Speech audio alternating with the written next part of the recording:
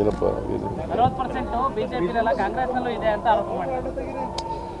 ಆ ಥರ ಇದ್ದರೆ ನಾಗಮೋಹನ್ ದಾಸ್ ಒಂದು ಕಮಿಷನ್ ಮಾಡಿದ್ದೀವಿ, ದಾಖಲಾತಿಗಳಿದ್ರು ಕೊಡಲಿ ಅವರು ತಗೊಂಡು. ನಾಗಮೋಹನ್ ದಾಸ್ ಕಮಿಷನ್ ಮಾಡಿದ್ದೀವಿ. 40% ಭ್ರಷ್ಟಾಚಾರದ ಬಗ್ಗೆ ಹಿಂದೆ ಹೇಳಿದ್ರಲ್ಲ, ಅದ್ರ ಬಗ್ಗೆ ತನಿಖೆ ಮಾಡೋಕ್ಕೆ Nagamohan Das retired high court judge ಅವ್ರ ಅಧ್ಯಕ್ಷತೆಯಲ್ಲಿ ಸಮಿತಿ ಮಾಡಿದ್ದೀವಿ. ಅವ್ರು ಏನು ಹೇಳಿರೋದು ಅಧಿಕಾರಿಗಳು ಕೇಳ್ತಾವ್ರೆ ಈಗ ಅಂತ ಅಲ್ವಾ? ಇದ್ರೆ ಯಾರು ಅಧಿಕಾರಿಗಳು ಕೇಳ್ತಾರೆ ಅವ್ರ ಮೇಲೆ ಕಂಪ್ಲೇಂಟ್ ಕೊಡಲಿ. ಹಾಂ ಅಲ್ವೇನಯ್ಯ? ಕಮಿಷನ್ ಅಪಾಯಿಂಟ್ ಮಾಡಿದ್ದೀವಲ್ಲ ಒಂದು, ಹಾಂ ಕೊಡಲಿ ಹೋಗಿ. ಅನುದಾನದ ವಿಚಾರದಲ್ಲಿ ಅನ್ಯಾಯ ಆಗ್ತಿದೆ ಅಂತ ಹೇಳಿ ಕೇರಳದವರು ಸುಪ್ರೀಂ ಕೋರ್ಟ್ಗೆ ಹೋಗಬೇಕು ಅಂತ ಇದ್ದಾರೆ.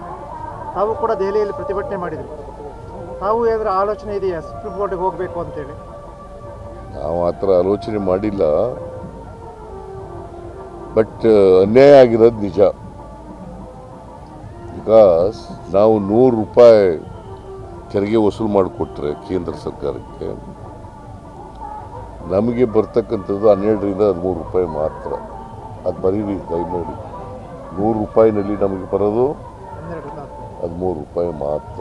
ಇನ್ನು ಉಳಿದದ್ದು 87-88 ರೂಪಾಯಿ ಕೇಂದ್ರ ಸರ್ಕಾರಕ್ಕೆ ಹೋಗ್ತದೆ.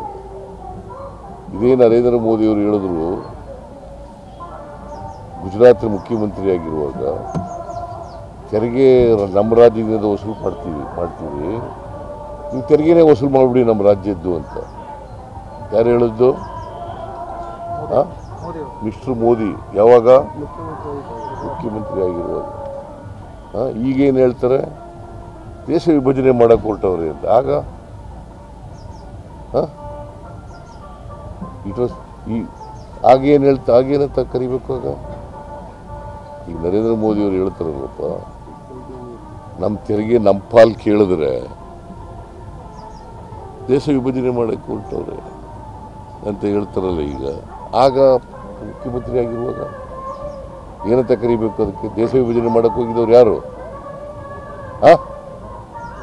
ನರೇಂದ್ರ ಮೋದಿಯವರಲ್ವಾ? ಬರೀರಿ ಅದನ್ನು. ಹೆಚ್ಚಿನ ವಿಡಿಯೋಗಳಿಗೆ ಪ್ರತಿಧ್ವನಿ ಯೂಟ್ಯೂಬ್ ಚಾನೆಲ್ ಸಬ್ಸ್ಕ್ರೈಬ್ ಮಾಡಿ, ಬೆಲ್ ಐಕಾನ್ ಕ್ಲಿಕ್ ಮಾಡಿ.